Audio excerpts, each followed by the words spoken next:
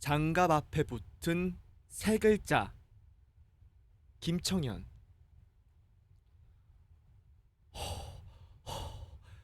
벌써 겨울이 왔나 봐. 장갑이랑 목도리 나왔더라고. 그래?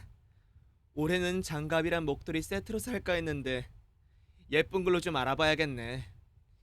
장갑은 벙어리 장갑이 진짜 귀여운데. 그치?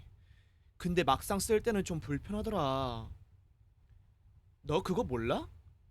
안에는 손가락 장갑, 겉에는 벙어리 장갑이 붙어있는 장갑도 나왔어.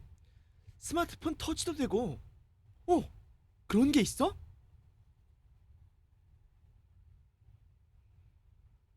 이른 겨울. 오랜만에 만난 두 친구의 대화야. 이 대화에 나오는 벙어리 장갑은 여러분도 다 알고 있는 장갑이지? 엄지손가락만 칸이 나눠져 있고 나머지 네 손가락은 하나로 합쳐진 장갑. 일상에서 워낙 오랜 시간 벙어리 장갑으로 불려온 탓에 사람들은 이 단어가 왜 문제가 되는지 잘 인식하지 못하지. 자, 이제 차분하게 이 단어에 대해 한번 살펴보자. 장갑 앞에 붙은 벙어리라는 단어에서 뭔가 이상한 게 느껴지지? 맞아. 벙어리는 청각, 언어장애인에 대한 비하가 담긴 표현이야. 실제로 청각 언어장애인들 중에는 아이들과 겨울에 길거리 다닐 때 상점이나 가판대에서 벙어리 장갑이라는 표현을 보면 얼른 눈길을 피하게 됩니다. 우리를 조롱하는 의미가 담겨 있는 것 같아서요. 라고 말하는 이도 있다고 해. 또 친구들에게 너는 벙어리라서 벙어리 장갑 끼고 다니냐? 고 놀림과 조롱을 받는 경우도 있었다고 하고. 벙어리가 장애인을 비하하는 표현인 줄 몰랐다고? 아니면 벙어리 장갑이 워낙 많이 쓰이는 단어라 문제가 되는 것조차 몰랐다고? 그럴 수 있어. 하지만 이제 이 말이 왜 문제가 되는지 알았으니 앞으로는 조심해야겠지? 그런데 사람들은 벙어리 장갑이라는 표현을 언제부터 어떻게 해서 쓰게 된 걸까? 벙어리 장갑을 가리키는 영어 단어인 미트는 말을 못한다는 의미의 뮤트와 큰 관련성이 없어 보여.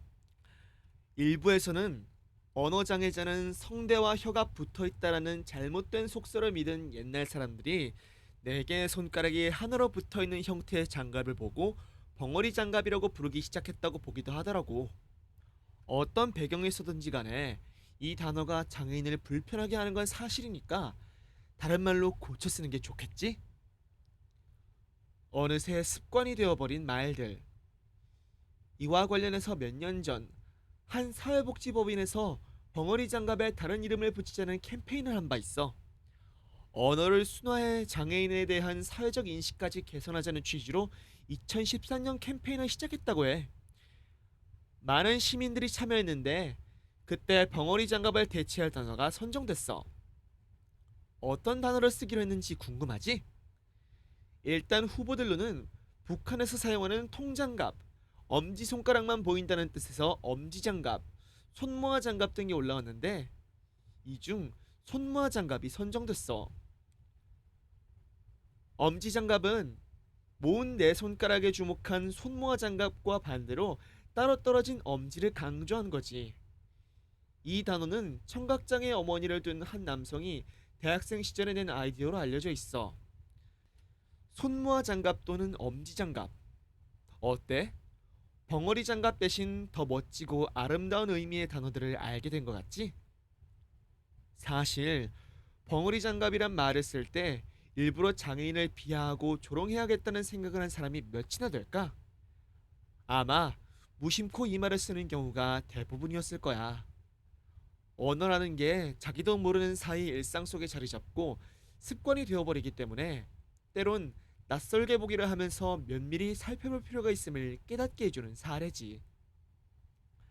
말 나온 김에 한번 점검을 같이 해보자. 벙어리, 장님, 절름발이, 결정장애 같은 표현 자주 쓰는 친구 있어? 우리가 무심코 내뱉는 말 중에는 이런 장애인 비하 표현들이 참 많아. 이런 표현도 모두 고치도록 노력해야겠지?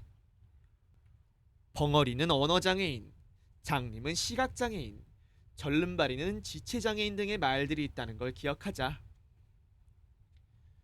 누구를 비하하지 않고 누구도 상처받지 않도록. 일상에서 자주 사용하는 관용 표현에도 누군가에게 상처를 줄 수 있는 표현들을 쉽게 찾아볼 수 있지. 관용 표현이란 둘 이상의 낱말이 합쳐져 원래의 뜻과는 전혀 다른 새로운 뜻으로 굳어져서 쓰이는 표현을 말해. 특정 나라의 사회적, 역사적, 문화적 배경이 반영돼 마치 습관처럼 굳어져서 널리 사용되는 특수한 표현을 가리키지. 대표적인 관용 표현으로 속담이 있어. 하지만 아주 오랫동안 쓰였다고 해도 그 안에 좋지 않은 의미나 사회 구성원 누군가에게 상처를 주는 의미가 담겨 있다면 바꾸는 게 맞겠지. 생각을 말로 표현하지 못하는 사람을 비유적으로 이르는 말인 꿀먹은 벙어리가 대표적이야. 또한 전체적인 상황을 제대로 파악하지 못하는 사람을 일컫는 눈뜬 장님도 장애인을 비하하는 관용 표현이지. 답답한 사정이 있어도 남에게 말하지 못하고 괴로워하는 상황을 말하는 벙어리 냉가슴 앓듯, 일부만 가지고 전체를 말하는 어리석음을 뜻하는 장님 코끼리 말하듯 등도 일상에서 쓰지 말아야 할 표현들이야. 사람들이 자기도 모르게 많이 쓰는 표현 중 결정장애나 선택장애 같은 표현도 문제가 있어. 이 말들은 뭔가를 선택해야 하는 상황에서 선뜻 결정을 못하는 걸 장애로 표현하고 있지. 무심코 아무렇지 않게 내뱉는 이런 말들이 누군가에게는 칼날이 될 수 있을 거야. 다시 벙어리 장갑에 대한 이야기를 해볼까?